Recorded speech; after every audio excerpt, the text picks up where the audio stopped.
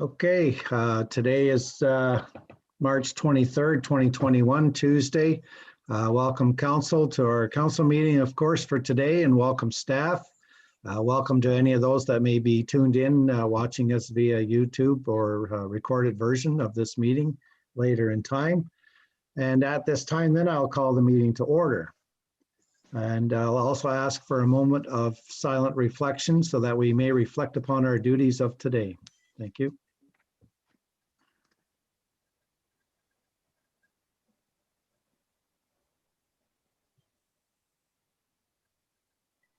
Thank you. I'll remind council of any declaration of pecuniary interest, if any should arise at this time or at time of discussion, let us know.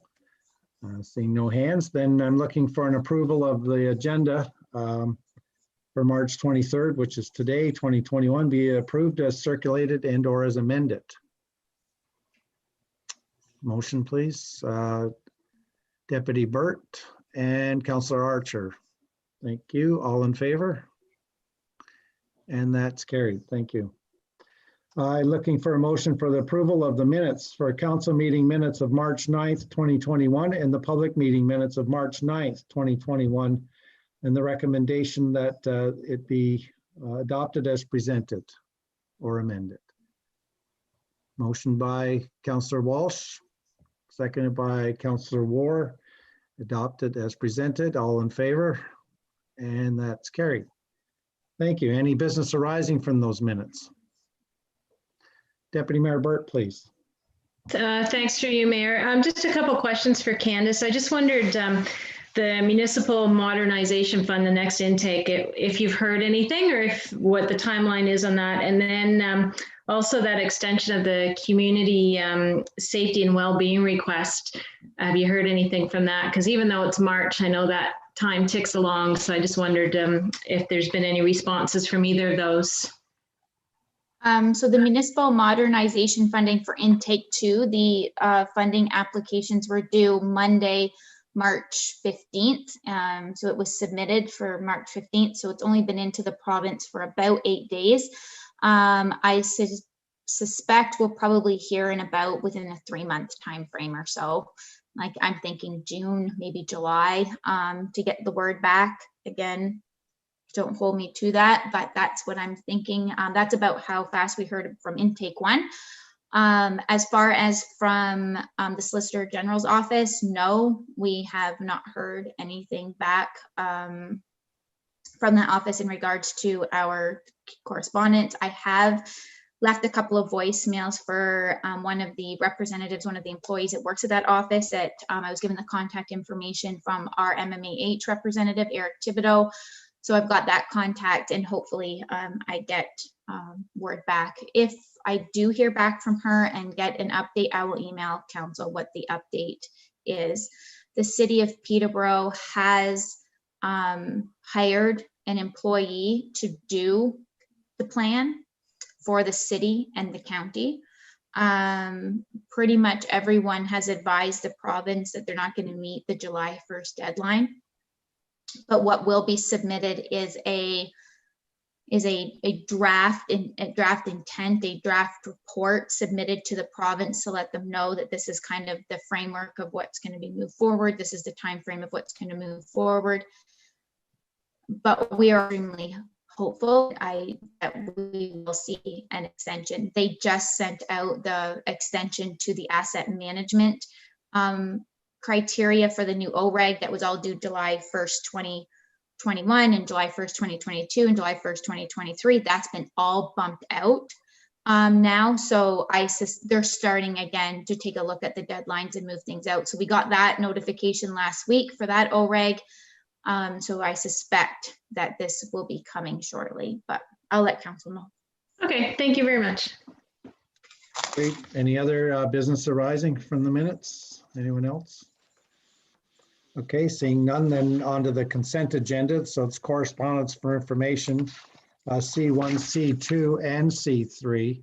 I'm looking for a motion then to receive the consent agenda as circulated. Councillor Archer, seconded by Deputy Mayor Burt. Is there any discussion on any of these? Okay, seeing no hands, then all in favor, please. And then that's carried. Thanks. There's no delegations and presentations today, so now we're on to staff and committee reports. So R1 would be Candace White, our CAO Clerk Treasurer, and this has to do, it's regarding our 2020 year-end fiscal variance. Candace, the floor is yours. Thank you, Mayor. So what council has in front of you in your package is the 2020 year-end financial variance. This basically gives council a breakdown of each general ledger account and what its year-end balance was as of December 31st, 2020. As you know, the year-end audit was completed last week. All of the in-house audit is done. Now we're doing the remote portion of the audit, finishing up the library board, the cemetery board, because they're included in the consolidated financial statements, as well as the landfill annual reporting reports. Were just submitted and we got to finalize some sections of that. It went exceptionally well with no surprises. It was a fairly easy audit with the community center. That department being, somewhat quiet last year. It's one of the most onerous parts of the audit, as it's a separate facility. So it was somewhat easy for this round. You can see that we are sitting in a surplus position prior to all of the journal entries being completed for year end. As per the historical reserve procedure, what happens is each department who has a surplus at the end, when the auditors and I meet for the final meeting, we go through that, then each department gets their reserve allocation. So projects that weren't completed in 2020 get pushed forward into a reserve, or any surplus from an operating perspective that is happening in those departments gets pushed forward into those reserves.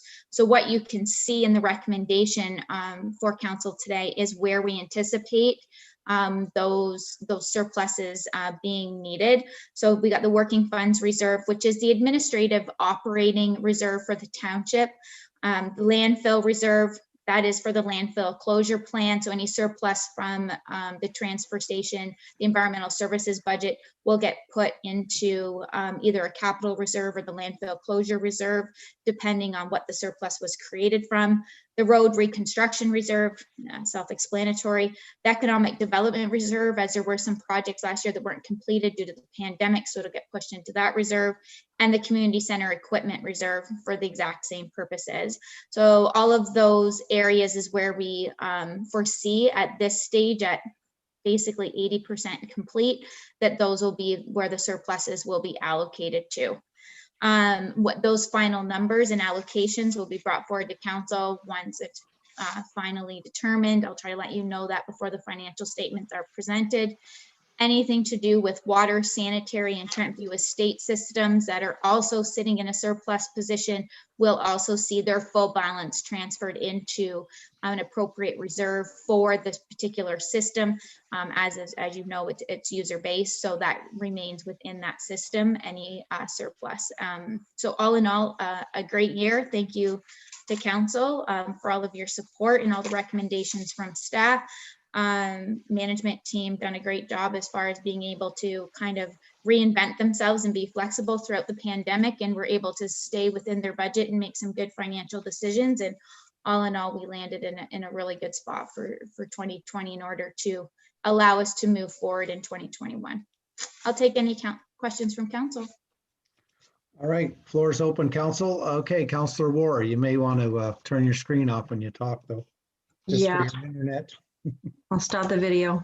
Yes, through you, Mayor. Just a question to Candace. Almost a year into the COVID pandemic, do you find, or can you pinpoint any things that may continue into 2021 that may prove challenging from the variances? Any COVID-19 decision or expense that's been derived from the pandemic has to date been fully 100% reimbursed by the province. The funds that we've received has fully covered any of those expenditures. The expenditures will continue. Peterborough, Kawartha Economic Development, as well as Peterborough Public Health has sent out communication. They are anticipating the same amount of tourism traffic in our area, if not more, for the 2021 season. So again, there's going to be the portable washroom issues, the extra cleaning of those washrooms, the extra manpower of monitoring those areas, cleaning them twice a day, keeping all of those recreational spaces up and running, different signage requirements, all of those things. So there's still COVID related expenses expected to come our way. Nothing that I feel is going to be substantial enough that is not going to be able to be covered underneath the provincial funds that have been received to date. So I can confidently say at this point, there's been no financial impact to the township due to the pandemic, all because of the provincial relief. Okay, thank you. You're welcome. That's a great question. Anyone else, council, have any questions for Candace on this? All right, seeing no hands, then I'm looking for a motion then to receive R1 for information and further that the 2020 reserves be allocated as discussed in this. Councillor War, seconded by Deputy Mayor Burt. All in favor? And that's carried then. Thank you. Next would be R2, would be Jeff Walden, our Manager of Public Works and Environmental Services. And this report is regarding a wheeled excavator tender result. Jeff, the floor is yours, sir. Thanks, Mayor and Council. On February 22nd, the tenders were opened for the purchase and replacement of our wheeled excavator. The new excavator would replace our 20-year-old Volvo. I think I would start by saying this is by far the largest purchase I've done in my 11-year career here, sort of deal. And I think the date reflects that. We opened the tenders on February 22nd, and a month later, spent a lot of time digging in this one. It wasn't just so much price-based, but really took a look at the three bidders and their specifications and qualifications and background on the equipment. So as you can see, Bob Martin New Holland provided the price for the Hyundai wheeled excavator. They're all the same size as our Volvo, so they're all maybe a bit bigger. They're an 18-ton machine. Our Volvo is a 17-ton machine, so basically the same size. And as you can see, it's about $80,000 difference between the Hyundai and the next bidder, and the other two bidders are very close, John Deere and Cat. So included in the Bob Martin Holland price was HST and the provisional item. Provisional item was the automatic greasing system. And as I had mentioned in the report, the automatic greasing system we have on all of our trucks, as well as the purchase of the new front end loader, we put it on there. It works out really well, and it assures that all the equipment's getting greased and all the wear parts and all the wear points. Anyways, not included in the overall price was the extended warranty, as I'd mentioned in the recommendation, as kind of the third recommendation. Because the significant savings and we were still well within our capital equipment budget, I think we take advantage of maybe a bit of extended warranty. Today's technologies are very unique. There's more electrical stuff on them than anything. There's not much hoses and valves anymore. It's all switches and wires.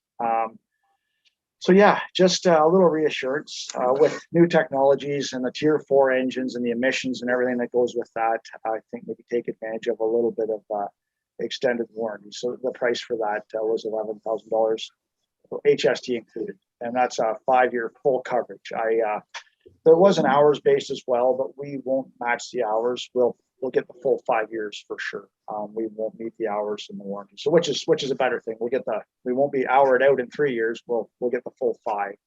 So anyways, yeah, like I said, it was a lot of time. The specifications, I noted them how they ranked. I think it's important to know a specification can mean the difference of a centimeter of like an example of ground clearance. So because they didn't meet all the specifications, it's not so much a bad thing. It's just it could be a very, very minute number. Although, however, some of the specifications do stand out, like displacement, horsepower, hydraulic pressures, and whatnot. That's the big ones. But not all the specs are hugely significant, but there is some big ones in there. The Hyundai, I'm not overly familiar with them. They do have a Cummins motor in them, so that was great. And and a lot of the references checked out. Anybody that I checked with that owns one, very happy with the machine. I had heard horror stories with Peterborough County, so I reached out to them. They have a Hyundai wheeled excavator. I love the machine. It was actually their mistake. They have the wrong brush head for it. They have a 52-inch brush head, which is too big for the machine. So that's where the horror stories were generated from. It's not the machine's fault. The fleet manager there says that it's a great machine. The guys love the machine. It's basically their fault. So he said we were on the right track anyways, because we ordered or we expected the smaller brush head. The brush head is smaller than our current brush head. It's a 52-inch brush head we currently own. The brush head that is spec'd in the tender is a 36-inch brush head, which ProMac lays it out pretty clear that that's the proper brush head for that machine. The 52s are more based for like a 21-ton machine, so kind of the next size up. Our Volvo runs the 52. It's the brush head is heavy for it. It tips it a lot. I don't know the hydraulics where they've changed with kind of the old school hydraulics to new technologies, but anyways, the 36-inch brush head is the proper brush head. So anyways, if there's any questions, I'm more than happy to. Thanks, Jeff. Okay, it's open for council on the floor here. Any questions? Councillor War, please. Through you, Mayor. Here, I'll turn on my video again, sorry. Thank you, Jeff. I really like that there's an extended warranty. I think with the price difference, that's well warranted, and that it's under budget. I was wondering, other than Peterborough County, how many other townships are using this type of machine, or were you able to gauge any others? Alan McHoldeman, they have a Hyundai, so not far from us. And a couple private guys in Peterborough that I had spoken with, they've got Hyundais as well. So yeah, it's the county and Alan McHoldeman were the two municipal people that have the Hyundais, but and then the private guys as well. So I know from my past life, the private guys, like they're private machinery, they have a lot harder life, that's for sure. So it's nice to see a private guy with Hyundais, you know, probably more longer hours and you know what I mean? A lot more abuse, more likely. So thank you. Any other questions from council? Councillor Archer, please. We personally have a wheel loader Hyundai, and it's been excellent. We've had it for 2 years now, and great service, and couldn't say enough good things about them. So nice. Deputy Mayor Burt, you had your hand up. I think Councillor Walsh has had his hand up before me, so go ahead. Sorry. Go ahead. Through you, Mayor, if I can. Jeff, can you just clarify me? So the warranty, so the standard is 3-year, 3,000 warranty. There is an additional 5-year 10, but what we're getting is a 5-year 8,000 hour coverage. Is that correct? yes, yeah. Okay, just want to be clear on that. Yeah. And it's I think it's important to know it's full coverage, so bumper to bumper. Yeah. Yeah. Yeah. Okay. Thank you for clarifying.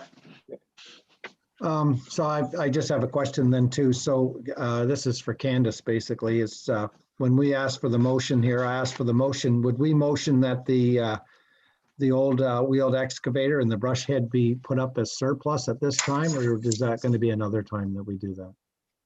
That'll be at another time, Mayor. Once the new machine is actually delivered and on site and ready to go, then, because we'll need access to this one. We don't declare it until we're ready to get rid of it.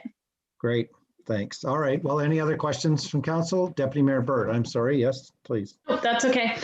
Through you, Mayor. Yes, thank you very much for the report, Jeff. I did have a little concern with the Hyundai, and I just wonder, just a few questions from perhaps more from an operator end. You know, there's always the comfort and the visibility and the ease of maintenance and how that would compare overall with the other ones. And then I don't know how old or how long the wheeled excavators have been around, just thinking of resale value in, you know, the 10 to 12 or 15 years down the road. And a couple more questions. Is that okay, Mayor? Yes, please do. Okay. And so the service, would that be from Bob Mark or would that come from elsewhere? That was just another question I had. And with the, I guess this was more of a question about the brusher head, because we have another one that we just bought for the loader. And what's the difference between the two? I assume the one in the excavator is more for heavier trees and the other one is not, but if you could just clarify the difference between the two brusher heads, that would be excellent. I guess the other one was a mower, wasn't it? Not a brusher head. The other one's more of a mower, correct? The boom mower, yeah, it's a boom mower, but Okay. we use it as a brusher. It's intended to cut brush, and it is capable of cutting stuff up to 6 inches. Okay. However, we don't cut stuff up to 6 inches with it. So that's kind of the theory, is a lot of the roads haven't been brushed yet. So yeah, the ProMac is it's a forestry head. So you're taking down that 12-inch stuff with poplars and the bigger stuff. Honestly, yeah, I can see the flail mower on the boom mower wouldn't last. It's capable of doing that stuff, but I don't think you'd want to abuse it on that stuff. So that's where the ProMac comes in to take down that big stuff. And then you should be able to maintain with the boom mower, with the flail mower. So Okay. the purpose of it is kind of the max and the soft maple shoots. And I swear those soft maples, I've never done it yet, but I wanted to put a stake beside a shoot to see how much it grows in a month, because I mean, it's every 2 years that stuff's 6 feet tall again. Yeah. So I guess the purpose of the boom mower is just to keep up with the shoots, and then the ProMac. I looked at that. I guess our existing ProMac is too big for the new excavator. Duro Dummer has fought theirs. They used their old head on a brand new John Deere and have had nothing but problems with the 52-inch head.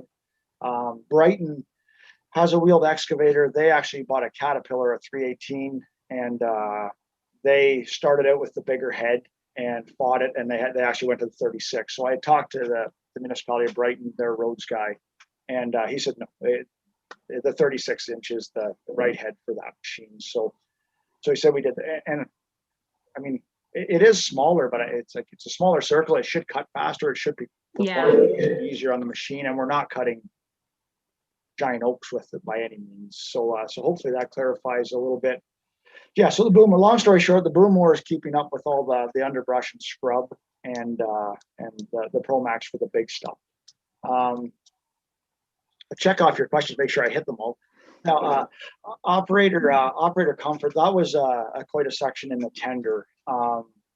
Actually, the Hyundai, it met with the CAT spec pretty close as far as operator comfort. It has actually the heated and cooled seats, which John Deere didn't even offer. It's when you're in them for 8 or 9 hours a day, it does make a difference. Little things too, I guess, to look at the spec and you think, like, what the hell we got like power mirrors on it for? But Laura, you've probably been around the excavators enough. You know, you got mirror that's over there for your swing. You're like, you jump out, you adjust it, you jump back in the seat. Like, no, little things like that for operator comfort and ease. You're not jumping in and out of it trying to adjust mirrors, and it really didn't add that much of a cost to it. So the operator comfort, it matched up very well with all three, and actually maybe did a little better than John Deere in the specs for the comfort. And again, the county reassured that, yeah, as far as creature comfort, it was the guys were all happy with operating. Yeah, like I said, I didn't say that I was uncomfortable with them, just unfamiliar with them, because they're not. When you watch videos, their Hyundai is huge, kind of more of so overseas, European, Denmark. You see a lot of them over there. So yeah, they have been around for quite some time, that's for sure. What else? Where's it getting repaired? Oh, sorry. Yeah. Bob Martin, New Holland does offer the service. Yeah, they have four field techs that offer the service. The county has recently, they have no more warranty obligations for their Hyundai with Bob Martin. They said the service was great when they needed them, but they have kind of either they're in-house or they have their preferred mechanics that they've kind of switched back over to.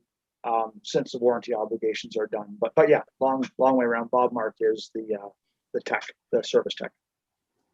Okay, thank you, Jeff. Yeah, just a comment. When I saw that, I did have a little bit of concerns, but as you said, certainly the wear and tear on a municipal machine is much different than the private sector. You're not pounding and pounding rock and doing fence bottoms and that sort of thing. So it does, it certainly will make a bit of difference in the long run, and the kind of the wear and tear in the machine overall over the next decade or so. So. Yeah, I had this conversation when we were making the purchase for the skid steer with one of the salesmen. I did say, I swear that some of these things, they'll have like a municipal line and a private line. As the machine's coming down, they turn. But some of the breakdowns that we have, it's like, this thing doesn't have a hard life. It's like, but I've seen the private sector and how, there's 15 different operators in 1 week and they get pounded and beat. But anyways, I do feel better, like we said, with the recommendation of the extended warranty. Hopefully anything's going to rear its head in the 5 years. Yeah. That's nice long term. So, yep. Thank you. You see, Jeff, when you mention and you say this is one of the highest priced things that I've bought since I've been here, how the questions just seem to arise. And oh, that's all right. I don't get to spend much time with you guys, so it's. No, that's good. It was a great conversation. Last chance, council. Any other questions on this topic then? All right, seeing none, then I'm going to ask for a motion then that we receive and award this to Bob Mark New Holland, and that we include this auto greaser and the extended warranty in the motion, please. Motion by Councillor Archer and seconded by Councillor Ward. All in favor? And that's carried. Thank you. And thanks, Jeff, for that report. And good luck with the new machine when it arrives. Thanks. Okay, R3 then would be Candace Wade again, our CAO clerk treasurer. And this is regarding our management action list from council, please, Candace. Thank you, Mayor. You'll see coming up, we have 2 meetings in April. You'll see April 13th, a lot of the first quarter departmental reports are coming forward. They will tend to hit consent. You will see the ATV regulation bylaw is on there, but we're thinking that there should be some public consultation on that piece. So we think it's going to bump down. Currently, we do not have a bylaw that governs roads for ATVs, and with the new passing of the legislation, basically we need a bylaw to prohibit it now. So the legislation has kind of flipped. So we need to take a look at that, reach out to our neighbors. Everyone's having this exact conversation right now. So kind of see what everyone else is doing. We do know that the local ATV club to the east of us would like to see a connecting link from basically Trent Hills, the Hastings area, up through to north of us. So I think the conversation is going to be, if we are going to be allowing them which roads, or is it going to be a blanket adoption like Trent Hills did and North Kawartha, et cetera. So there's going to be some options on the table. We all know where the insurance company stands on this. So we'll take another look at it. The public is going to need a voice in this.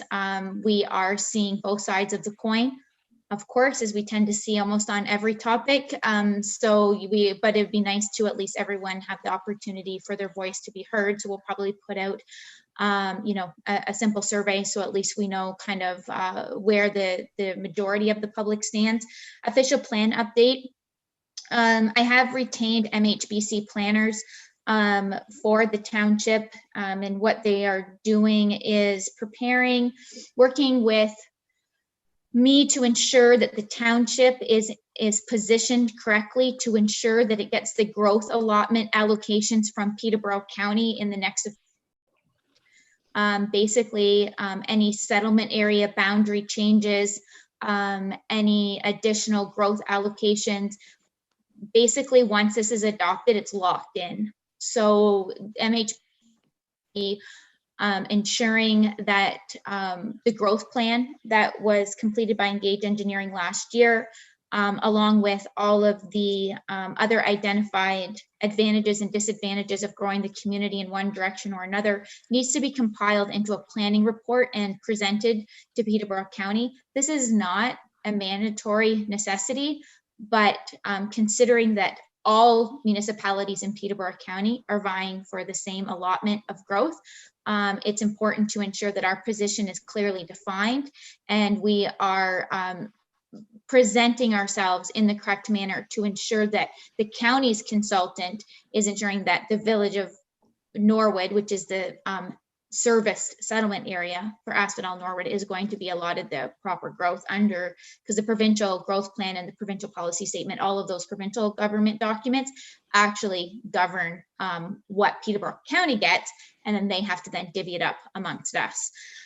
So part of that, I've asked them to make a presentation to council, and that's going to be on the 13th of April.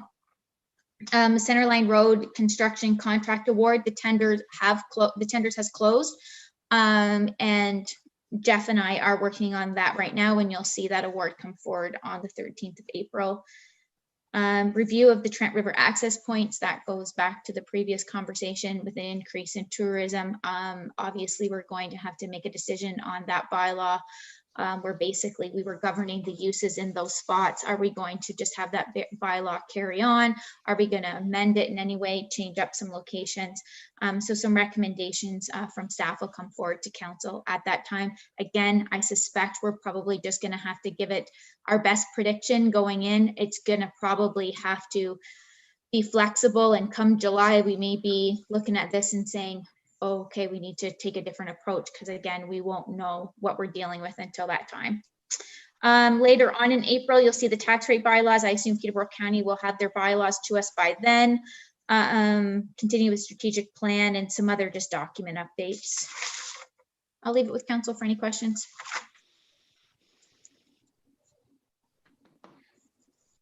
Floor is open, council. Any questions? Councillor Walsh first, please, then Councillor Ward, then Deputy Mayor Burt. Through you, Mayor. So Candace, just so I'm understanding the ATV regulation / bylaw, we may not have a bylaw regulation by next meeting, because to your point, we're going to look at some public consultation. Okay. Yeah, I think if we bring it forward without public consultation, I just don't think that's doing our due diligence. So I think we're going to bump it down. Okay. We have the seniors recreation survey launching this week.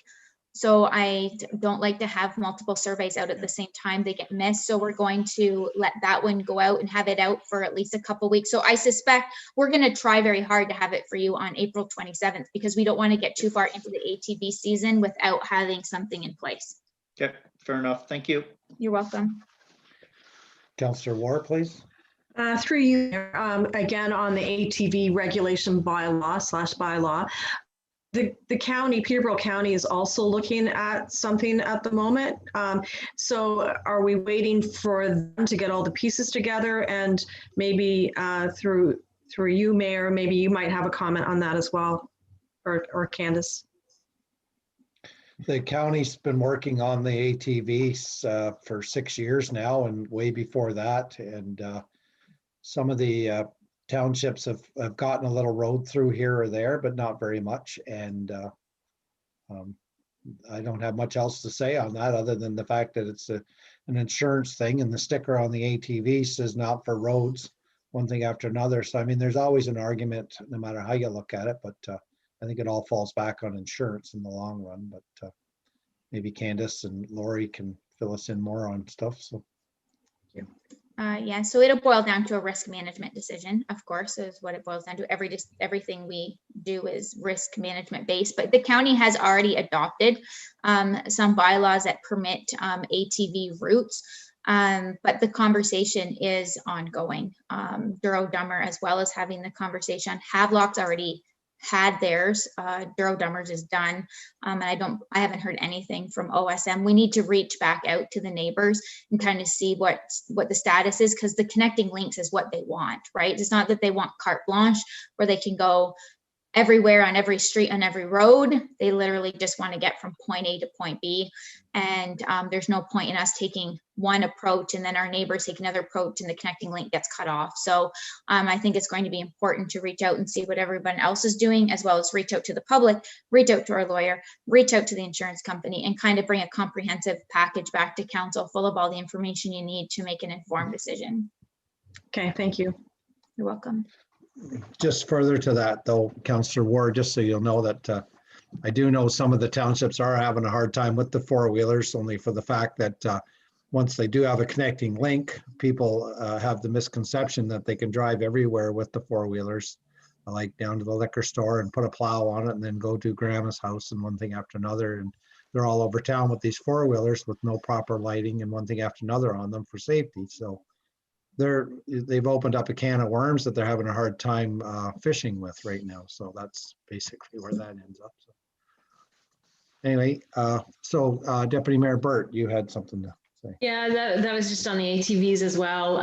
Yeah, as far as the county goes, Councillor Ward, it's part of their transportation master plan, which again, it's been looking at for a while, but they're thinking of pulling that piece out so it can be dealt with quicker, because a bunch of the townships do want access to roads and a lot of the linking up of those trails, especially more of the northern townships, because that's a pretty big economic driver for them. So they are looking at that. I did have other questions, but they've somewhat been covered. But for Candace, you had mentioned, looking at our neighbors, and certainly Trent Hills is one of them that it's a blanket coverage. Are you able to bring a report from our neighbors to see, they've been doing this for a little while now, to see how they've been dealing with it, pros and cons and all of that? Is that going to be part of your report, if it could be, or what's your plan? I think we'll do a status. So municipality Trent Hills is your example, been in effect since this date. The municipality has seen these issues or hasn't seen these issues. Neighbors to the north haven't adopted a bylaw yet, considering ABCD. Neighbors to the east have a bylaw in place since this date. This is their experience. Mm-hmm. Probably won't give pros and cons of each municipality, because I think their pros and cons won't mirror our pros and cons, because just the makeup of the villages and the areas are so different.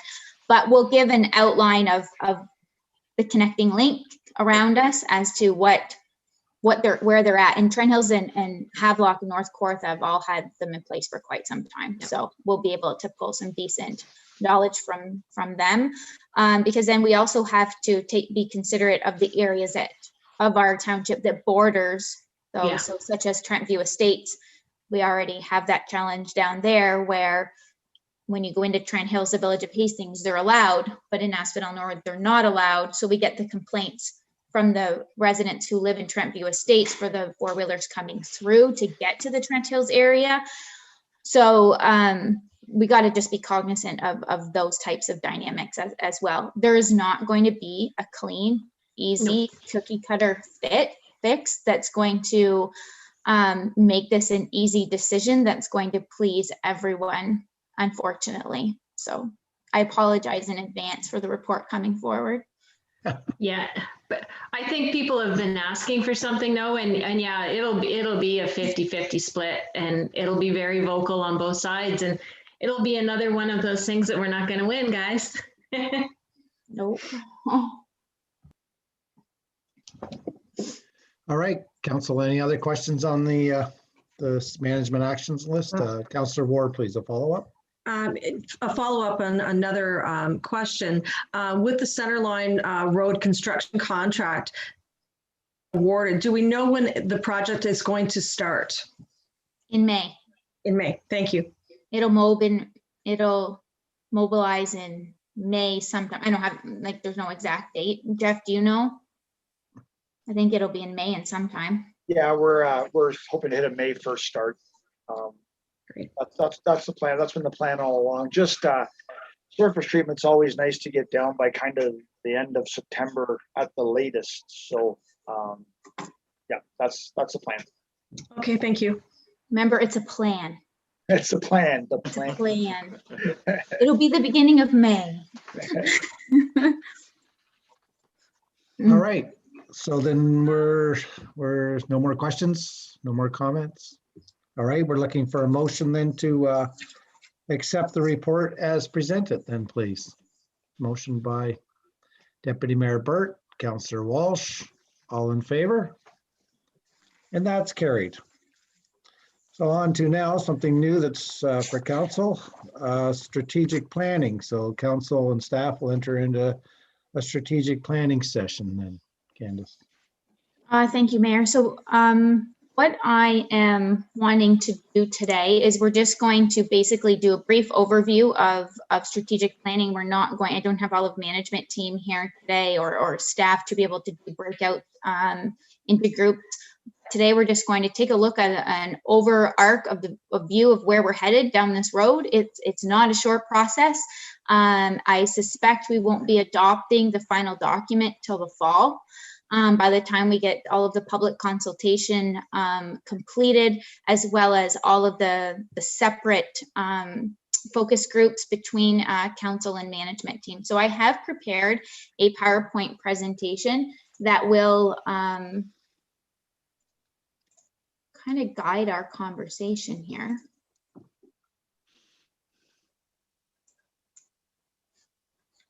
Just give me a minute, bear with me.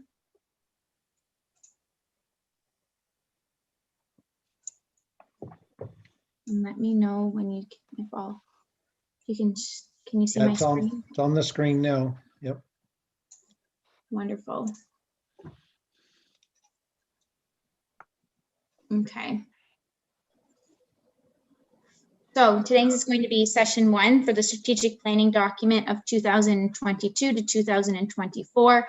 That's going to be the first real decision that we need to make, and that is going to be on the timing of this plan being completed and when we want to start another plan.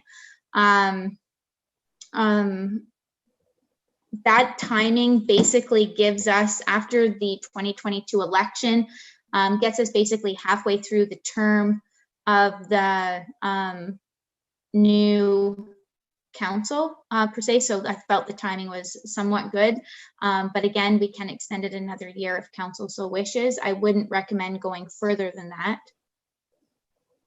Today, we're going to take a look at the background of our current plan and how we got to where we are today. We're going to review some of the key governing documents, the mission statement, the vision statement, review our values, as well as review the current plan, the engagement process we're going to undertake moving forward, as well as the next steps. So background, the current strategic plan was adopted in 2018, covers the years from 2018 to 2021. The working group with council and management team. There was extensive public consultation through survey and focus groups. Throughout the process, we heard from well over 400 residences, and they assisted with drafting the current priorities.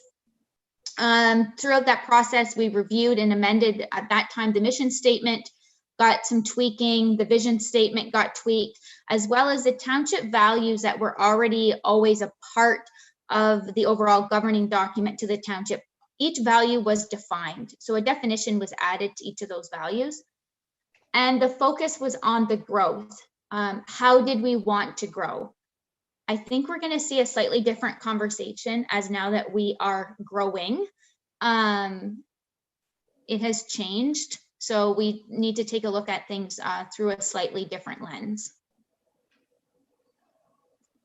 Our current mission statement reads, we will provide a comprehensive range of municipal services in a sustainable, efficient, and cost-effective manner. So just, it does seem to still ring true to what it is as our day-to-day mandate. Our vision statement, the Township of Asphodel-Norwood is a safe, growing community, rich in heritage and offering a rural lifestyle. And then our values, community building, collaboration, integrity, respect, professionalism, proactive, accountable, transparency, and sustainability. does anyone, happen to see any issues with that? Does anything jump out? So council, at this time, since the screen is split up and I can't see everybody, if you just want to speak up, if you have a question, just to say, excuse me, whatever, and then just carry on after and help yourself. I Okay. do know, Candace, going back in time that there was a lot of discussion on the values, like there was a discussion on all of it. And we spent a lot of time working on this for sure. And a lot of it still rings true today as to what I see here now. So. Yeah, I agree. So what I would like to do now is to take a look at our current plan. So bear with me here a little bit, because I'm going to, if it allows me, stop sharing so you guys can't see my screen. We have lost Councillor Walsh, Mayor. He has lost his connectivity. So Mel, do you want to just make record of that in the minutes, please and thanks. Hopefully he's able to join back in with us.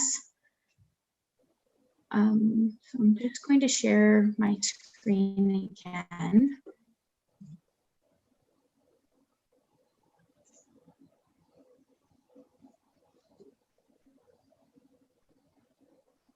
Okay.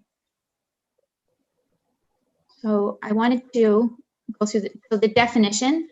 I'm going to supply all this to you guys in a package so that you're able to kind of see all of everything I'm showing you today.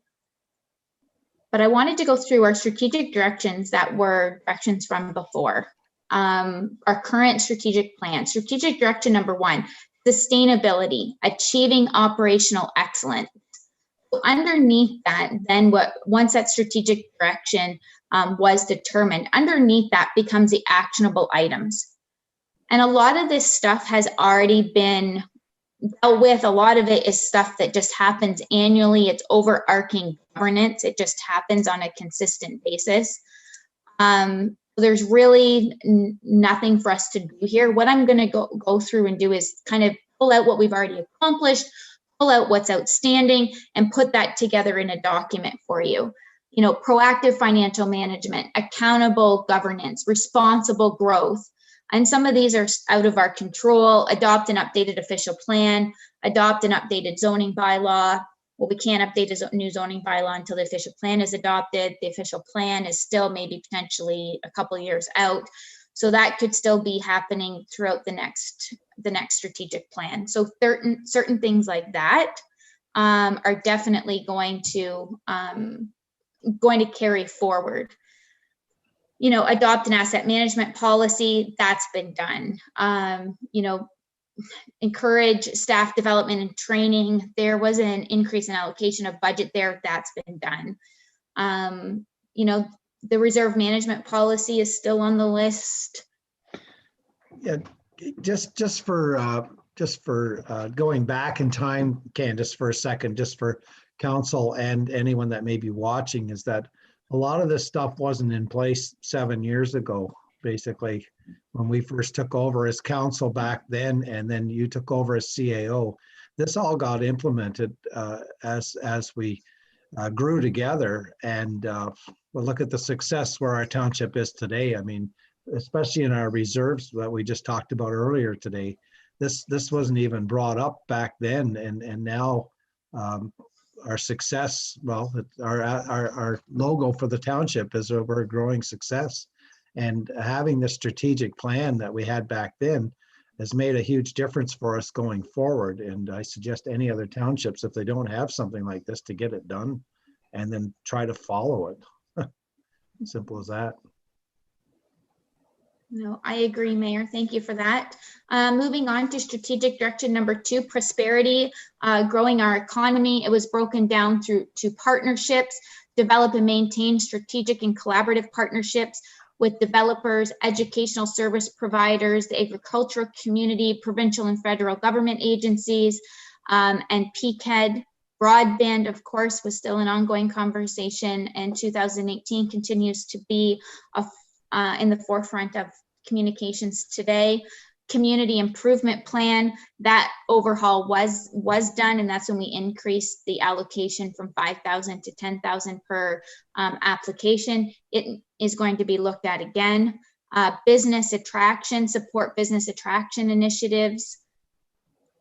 Moving on to strategic direction number 3, strengthen our communities. So this broke down into actionable items, develop a recreation plan. As you know, that has been adopted and we're in the process of implementation now. Youth opportunities, develop and promote after school programs and summer youth programs. As you know, the community program coordinator, that's on their mandate to work on, but unfortunately, a lot of that will be pandemic driven, and you may not see come to fruition until 2022.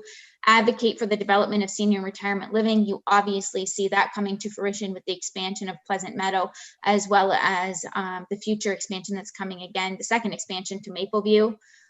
Waste development, the Clear Bag program was the big conversation back in 2018. That's been implemented and is ongoing. The second step to that is organic waste. Hopefully that conversation is going to be ongoing with Peterborough County, and we see a solution there soon. Healthcare, advocate for expanded healthcare services, including healthcare providers and facility upgrades. This comes into succession planning for the current family doctor, as well as facility upgrades that are going to be required to support that transition. That conversation is still ongoing, and I suspect we'll find a home in our new strategic plan. Strategic direction number 4, engage, public consultations, develop a public consultation strategy. So we've done that. That's when you've seen the community boards go up in Trentview Estates, Asphodel Heights, and Westwood at the Norwood Foodland. That's when you've seen the community press ad come in the same spot every single week.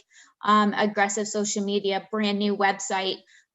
So the communication efforts, if you were to compare what they were 8 years ago to what they started to turn into in 2018, they're not even remotely close to comparable.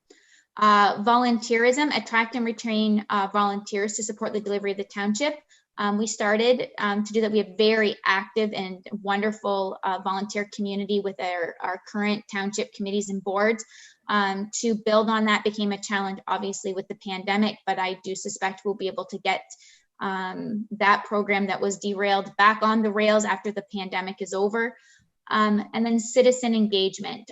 So enhanced communication of municipal, county, provincial, and private sector initiatives. So that's where you see, especially on social media, is the easiest way for us to do that, as well as creating links on our website. So if you do follow us on social media, we are constantly resharing Peterborough Public Health or other municipal initiatives or the provincial initiatives or the federal initiatives as much as we possibly can to promote what the agricultural community is offering, what the business community is offering. But keeping that in mind, there's only so many posts we can actually put out in a day. So we try to highlight the ones that we feel are most pertinent to our community. Continue to promote exactly what I was just talking about. So that rounds out all of the 4 strategic direction priorities that came out of 2018. This is obviously our base document. There was another one in 2016 that this replaced, and so you continue to build, and you'll see, if you were to actually compare all these documents, and then when 2025 rolls around and we're doing this again, and you can take a look and you see 2016, that's pushing a decade. You'll be able to be interesting to take on that exercise to actually see what those 4 overall arcing governing plans have done for the township as a whole. So this is the baseline. This is where we're going to start. So I'm going to stop sharing my screen.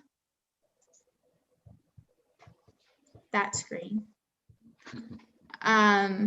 So then I can share a different screen. So Councillor Walsh is back then for Melanie. Yes.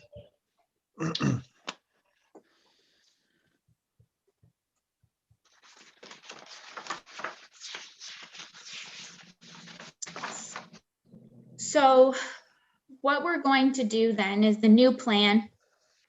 The new plan's in the middle. You'll see council, management team, staff, a business survey, and the public survey, the engagement. All of those pieces will come in and derive into the new plan.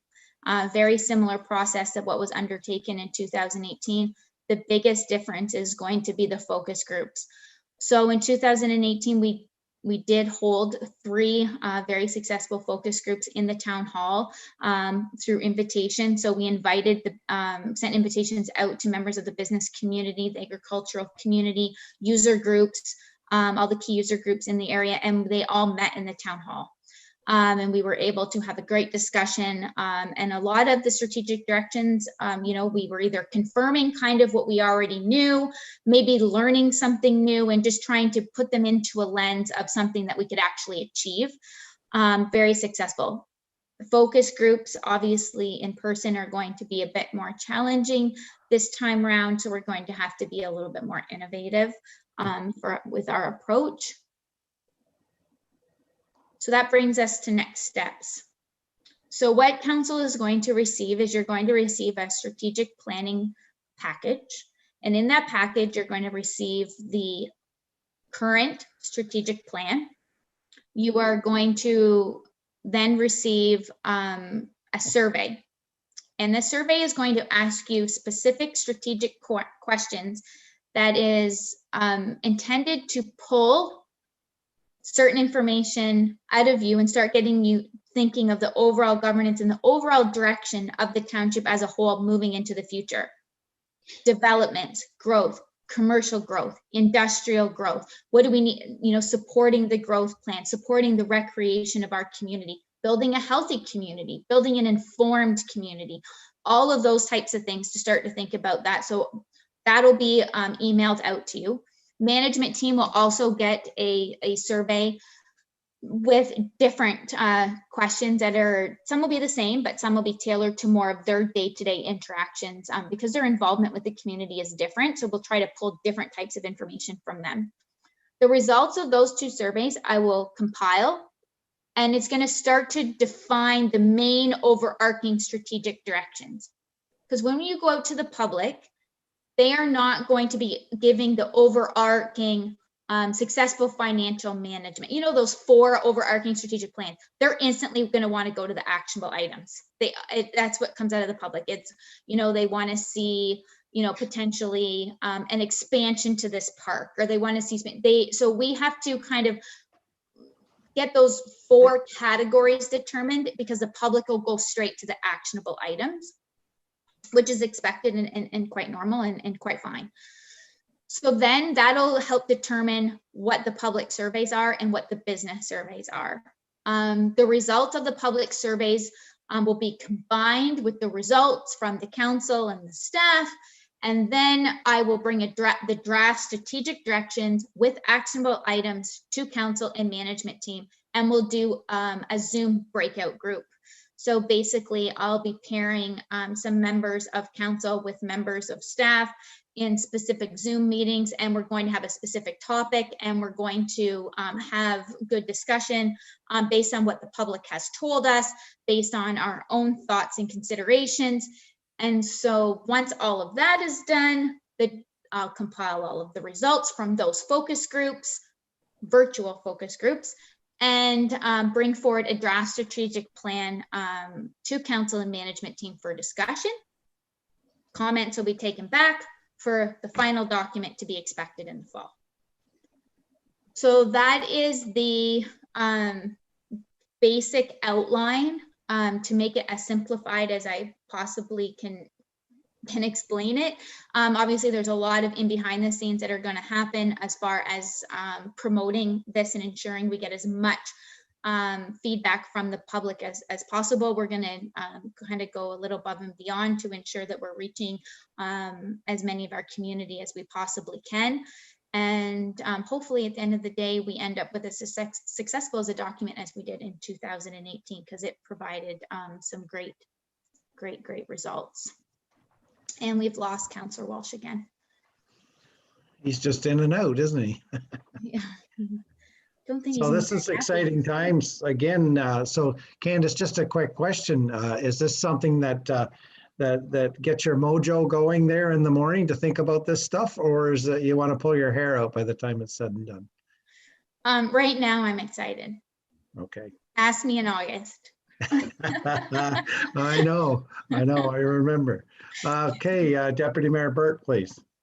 Yeah, just a comment. It is exciting moving this forward, but certainly a lot of the framework was done in the previous one. But just a comment, it's certainly going to be a lot different, and I think more difficult to do when you can't have it in person, because you can get so many good conversations and ideas flowing in person.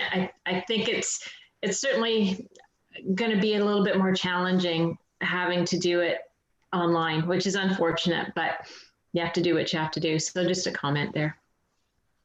Yes, I agree. and you're 100% right. Although the framework was established in 2018, it's when I went back and looked at our process there's not really a lot that we can pull from it that is actually going to be used this time around. I mean, we mailed out invitations, we had charts, it was just a completely different process. So I am considering inviting certain members of, user groups and of the community to be able to come to a virtual focus group to try to pull things out. But again, it all comes down to your comfortability on a virtual screen. There is challenges there. There is a barrier there, and it is not going to be, as I don't believe, as successful. But it is what it is. It'll always be the strategic plan that was created during a pandemic. And maybe we'll put that in the opening remarks. So there is a mayor's message and a CAO message that comes into it. We're also going to incorporate some comments from each counselor throughout the document, just 1 or 2 lines about the process or the direction of the community, so that everyone is represented. So the mayor, you'll have to start thinking about your message. You've obviously, I'm giving you lots of heads up. So you'll have to start drafting that message for later in the summer for the draft document. And then council, as we're going through the process, I'm sure there'll be some thoughts that you want to put forward that'll be highlighted for you as we go through this. Councillor War, I seen your hand. You might want to mute, turn your screen off again there. I will try. Through you, Mayor, I think that it might give an opportunity to look at things differently because of the pandemic also, because we are living differently, and maybe that will streamline the strategic plan in a different direction. Oh, most definitely. What was a priority before will be a new priority now for sure. Broadband. Yeah. Well, I don't know if you heard the announcement on, I think it was Sunday, that EORN, Eastern Region Network there, they finally got the contract out for Rogers. So Rogers won the contract. So over 300 cell sites are going to be created brand new, as well as they're going to be working on 300 other sites that are going to be upgraded, and that they're trying to guarantee that within 5 years, 98% of our rural area will be covered by broadband. So that's a big undertaking. I know that for a fact, just because my wife works in that field, but there's a lot of hiring and a lot of building going to go on, and a lot of construction most people aren't going to like. I mean, that tower that was going to take place down near the landing down there south of us on Rice Lake, I mean, there was already controversy. People want broadband, but they don't want to see a tower. So, I mean, there's going to be a lot of different fights and battles that we're going to have to face in the future coming forward. But broadband is a huge one for us in the rural area. Any other comments on this strategic planning at this time? Councillor Walsh, you might want to take your picture off screen too to keep your internet up active. Yeah, I apologize. I've been down twice. So yeah, the opportunity for a broadband expansion in our area is welcomed. And I may have missed this because I was on and off a couple of times. Will we be doing, Candace, a 4-year plan again, or will it be a shorter version? Until 2024. Okay. So it'll be 3 years. Yeah. Thank you. Yeah, but also Candace, and correct me if I'm wrong, with the strategic plan, there's going to be a lot of duplication too. I mean, like we worked hard on this in the past, and staff definitely worked the hardest on it. I'm sure they did. That in strategic planning, like you don't want to ruin what's already working good for you too. So there'll be a lot of overlap basically in what we've done before that'll carry on forward, because it's a proven track record that we're doing well. We are a growing success. Like I'll say it again, that and it all stemmed back to strategic planning, and we kind of stayed the course. So I think I was correct in saying that. So. All right, anything else in strategic planning at this time then? So we don't need a motion to receive this or anything like that. So basically we move on to the next topic on our agenda, which is correspondence for action, which there is none. Is there anyone in the council that has anything they'd like to report on the liaison report? Verbal. Councillor War, please.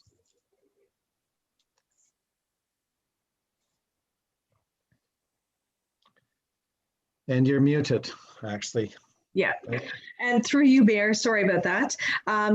I did attend the ORCA meeting on March 18th, and I just wanted to report that the snowpack is still intact to the north, and with the warmer weather and the rain that's coming forward this weekend, that we should be on alert for the streams, river and the north side of Rice Lake. There will be water flowing that's normal.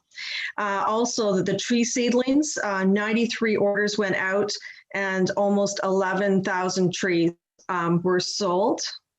And the campsite for ORCA went live on March 1st. And by March 10th, there was already 4,500 campsites booked. And just to give some perspective on that, last year for the entire year, there was 7,800. So that's pretty good.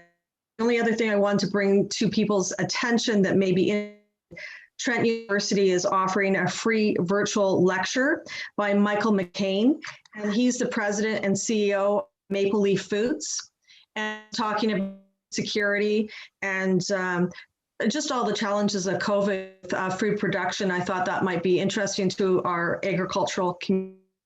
That's it. Thank you. Thank you. And you'll send that on to Melanie there. Your voice did break up a little bit. I didn't quite catch it. Yeah. Okay, thanks. You're welcome, Melanie. Anyone else have anything they would like to bring forward at this time? Okay, and Councillor Walsh, I can't see your hand because your screen's still blacked out and you're still there, so. Clear. I hear nothing to report at this No, time. I'm fine. All good. Okay, very good. All right, seeing no other hands, then we will be on to the CAO clerk's treasurer's list then, please, Candace. Thank you, Mayor. So just want to briefly touch on correspondence that came out through AMO that members of council may become aware of in regard to the Police Services Board composition with the new legislation that is taking effect. Yes, it's going to affect Asphodel-Norwood. It's going to affect every, most if not all municipalities in the province. So basically what they're looking at is regional police services board instead of individual police services board boards per municipality. A proposal has to be submitted for the composition of your police services board. 20% has to be community representatives, 20% have to be provincial representatives, and a minimum of 5 members. And I don't believe there's a maximum that's been prescribed at this time. So there is a meeting, Doodle Poll has went out to establish a meeting with Lisa Darling and the chairs of the police services boards, as well as the CAOs of all of the municipalities, to start to think what that's going to look like, how that's going to look, how that's going to be put together. There's a lot of consideration that has to go into it. Funding, one of the big ones. You know, if Asphodel-Norwood wants to see an initiative through its police services board in Asphodel-Norwood, obviously it's going to be written into some sort of terms of reference or governing document that says that Asphodel-Norwood is going to then fund that. not the other, and same as we don't want to be funding a policing initiative that is happening in Apsley or Lakefield, those types of things. So even just the payment that goes to the provincial appointees, all sorts of things need to be discussed. It'll likely go from quarterly meetings to monthly meetings because there's going to be a lot more to discuss, as we're going to be discussing 7 municipalities. Cavan Monaghan is with the City of Peterborough Police, so they are not will not be included in the discussions, as it will not affect them. I will keep count. Once we have the first meeting, I'll know a little bit more how it's actually going to affect us, but it is going to a regional approach. We'll still have representation on the board. We'll still be able to, I do most of it through email with Chris Galeazza and Lisa Darling anyway. So if something's happening in Asphodel-Norwood, I send an email. By no means does all of our issues wait to a quarterly police board meeting anyway. So I do suspect, and I don't foresee any complications or changes to the needs of Asphodel-Norwood. We may actually be able to get some broader initiatives going amongst the county from a policing and community safety perspective. So I'm going in with an open and positive mind, and I think it's going to be a good outcome. And the OPP now will only have, like, you got to think they go to every municipality for a police services board meeting with anywhere from 3 to 7 people 4 times a year. Now they'll go to 1 meeting a month. So it's going to just change the dynamic for them. Also let council know the COVID vaccine site in Norwood is fully booked. It's gone exceptionally well. Peterborough Public Health reached out to me this morning and advised that they are very pleased with the site. It has been, everyone is very happy that are coming in to get the vaccines. They're very pleased to be able to get something somewhat close to home. So that's great news. At this time, the provincial booking system seems to be having a slight glitch and isn't booking new dates, but that should be fixed in the next, if it's not fixed today, then tomorrow. No new dates have been set aside for Norwood at this time. Obviously, it's all vaccine driven, and they want to obviously get to another site within the county as well. As we were fortunate enough to be number 1, there's going to move on to some other sites as well. Summer sports for recreation, it has started. The requests and emails are starting to come in regards to baseball, having baseball at the community center. So just having those discussions of what that's going to look like. Peterborough Public Health has already put out some documents and guiding documents for all of us to take a look at.